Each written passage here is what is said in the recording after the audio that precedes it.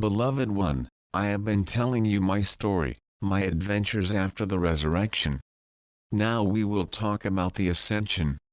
Truly in your holy scriptures you have an account, a very short, abbreviated account of my ascension before some of the disciples and some of the ones who were following me.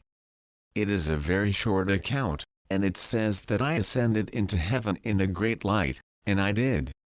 I knew that I was not confined to the body. I wanted to make demonstration of the light that we are and to do a tactic, if you will, which would allow the ones who were seeking after me in order to silence what I would be speaking of, the ones who ordered the crucifixion, to think that I was gone. There was a rumor that had gone out that I was still activating a body and I was still teaching, and there were ones who wanted to find me, who pursued the disciples and the friends and were harassing them to learn where I was, because if they had not silenced me in the way that they thought would silence me, they wanted to find me again and do a better job of it. So I decided that I would do the ascension that is written about in your holy writings, and that I would let ones know that I had left. One Yeshua has ascended unto heaven and is gone from your midst, and you do not have to worry about him any longer. So I made the demonstration, and the story went out that I had ascended unto the Father. Now, we have talked about the sea voyage to Gaul, going into what you now call Germany, going to Britain, going into the colder northern regions and walking across the landmass into what you have called the New World, into North America and then to South America as well, to visit with the people there and to find the commonality of human experience and oneness, no matter what geographical location we were in. These were years, as you measure linear time, of some centuries, because it took a while to walk, to travel, to stay in the villages, to meet with ones who truly were friends from other lifetimes and other experiences. Some of the ones that you would acknowledge as being the native tribes in the New World, North and South, were ones who had been with me in the spaceships as well. You see, an incarnation upon a landmass is not usually the first incarnation that ones have. Ones usually find themselves in space because it is wide open, because it is inviting, because it is adventuresome. Then there is the feeling that they want to experience gravity, as you call it, of living upon a landmass and seeing the various structures of nature on the landmass. So there are then the incarnations on different planetary bodies. You have done that, and this is not, of course, your first lifetime here. It is not your first lifetime ever, because you are the extension of the one Creator and you are creative, and so therefore you have asked, what more is there to experience? What more can I create? Every day you create the day and the experiences in that day. After we had lived many years in what you call North America, which extended into what is now Canada, and we had adventured down as far as the tip of South America, we traversed back over some of the areas we had visited before and found our way back to friends in what you now call Tibet. We wanted to spend time with the masters in Tibet. It was a great time of celebration. We shared with the masters our joy. Everything truly is joy. You are created in joy. That is your true nature, joy, ease of being, creativeness. But as has been the human evolvement, or perhaps devolvement, there has been more emphasis placed upon the challenges, how to create the challenges and then how to create a way to come out of the challenges. Now you are beginning to understand the expanded self, the spiritual self. Not just the human self, but the spiritual self that truly activates the human self and the physical self, and to go beyond even the mental self to the place of knowing expanded consciousness of spirit. When we had conversed with the masters long enough, then we said, we are going to take leave of the physical bodies and we are going to ascend into our true nature. And so there was an ascension, a second ascension if you will, that is not recorded in what you have available to you right now. It was written by ones who witnessed it, but those writings have been buried and will at some time come to light. We ascended, Miriam and I, in front of the masters in Tibet, and we allowed some of the physicality to remain with Holy Mother Earth, the dust of the earth. And that is what it was. It was not the bones, it was not a skeleton, but it went immediately to dust, and the wind carried it to all parts of Holy Mother Earth. Those years, as I have shared with you, were years of enjoyment, of being in joy, being able to speak with friends. Even if we did not know the language and the sounds of the various languages that have grown up on Holy Mother Earth, we knew intuitively, mind to mind, what was being said and expressed. There was the open heart that truly we met everywhere we went.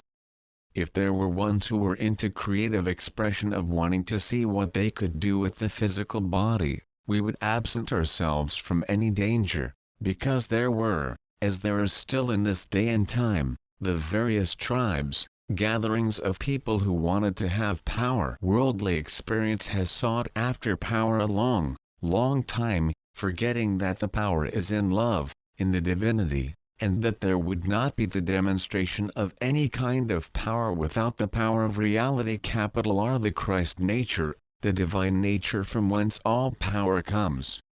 However it is used is the choice of the seeming individual at that time just for the experience of it.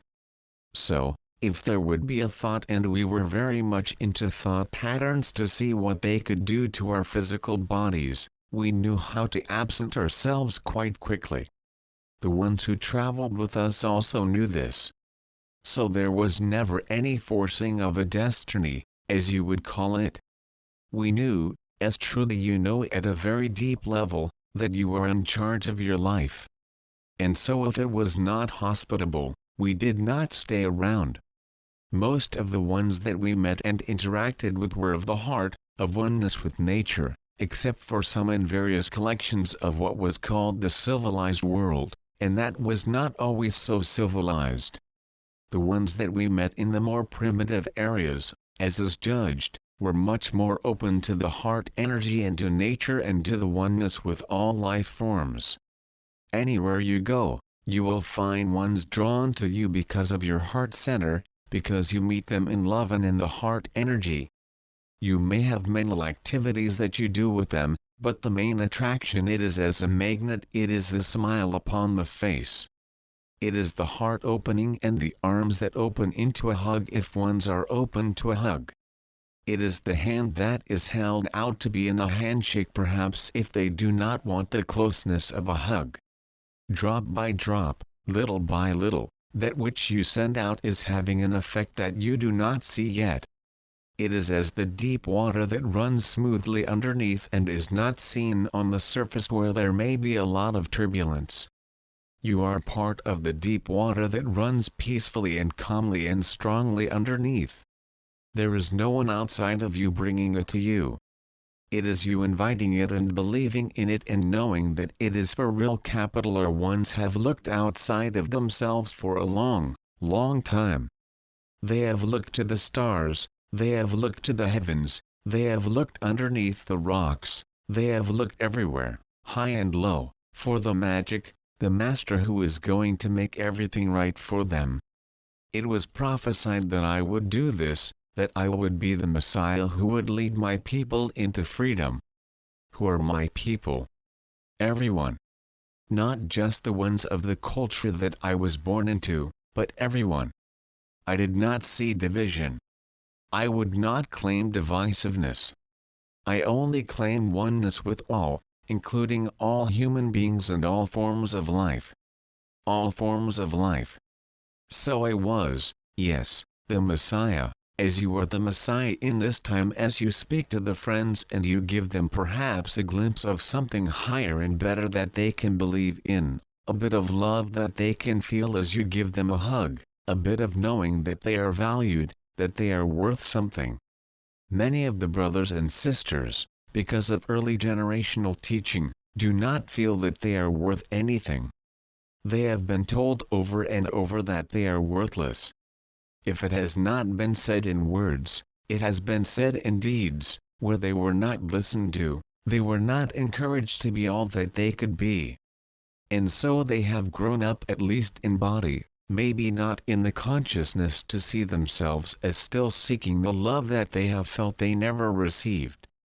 So when you come along and you joke with them and you are direct with them about who they are and you say to them, I behold the Christ in you, not in those words perhaps, because they would not understand those words, but you say to them, I like you, they can understand those words. They may not claim it at first. They may say, well, he thinks he likes me, but if he really knew me, he wouldn't like me. But as you say it over and over to them, they begin to think, well, she's a bit crazy, but I like what she says. So they come back for more. And as they become filled up with a feeling of being like, it spills over to other ones that they meet, and little by little everything changes. Think not that what you do has little impact. It has great impact. As you will smile at strangers, as you will smile at ones you meet in the shopping malls, in your various places of employment, places where you go, know that you are the Messiah, because truly you are. You are the one who has the message of the Messiah. The Messiah carries the message. I carry the message. I said in word and deed that the human expression is not all there is.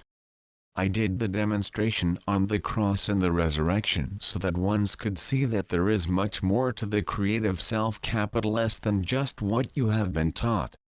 You carry the message. Allow yourselves to be the Messiah. Take hold of the message and allow others to see. Even if you do not say anything, allow other ones to see that there can be an easier, happier path. Allow yourself to show freedom of being to the world, which is so sorely asking for help. Know that truly you are bringing about a greater vibratory frequency. Not from masters on high who are going to now gift you, but from your own master self.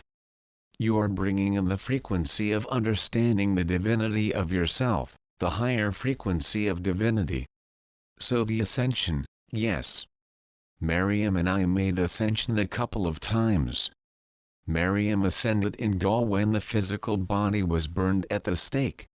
We ascended many times in our understanding of knowing the divinity of ourselves, the same as you are doing. Every day you ascend in consciousness as you perhaps read a sentence or two, and all of a sudden the light bulb comes on and you think, oh, that's what that means, and you come up higher in your understanding of your own message, and you are your own Messiah. Know that truly the ascension in physicality is not the be-all and end-all. It is not the thing that crowns you with your spirituality. You are already spiritual. Otherwise you would not be here doing what you are doing.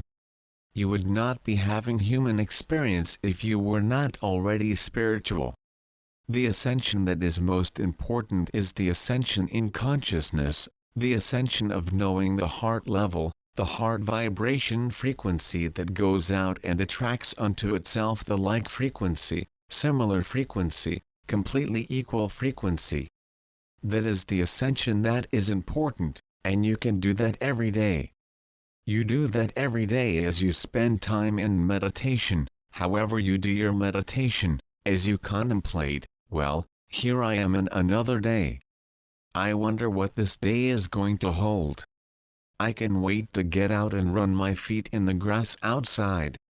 I can wait to get out and look for snails and see if they're still here. I can wait to meet my friends and to have coffee with them. I can wait to get out and talk with the friends about this new book I've been reading and the ideas in this book.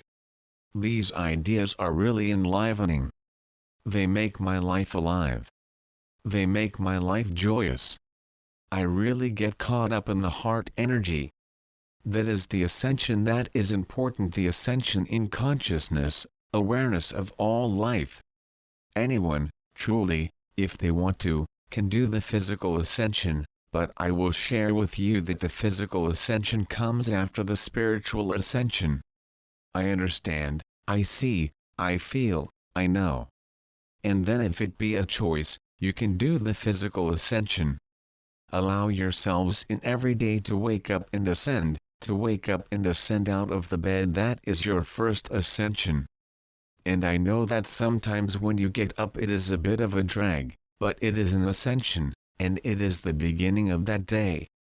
And then ascend in ideas, and play with those ideas in higher awareness of all life, of all being. Abide in the heart of love and true understanding. Then you are the Messiah with a message. You have ascended. So be it.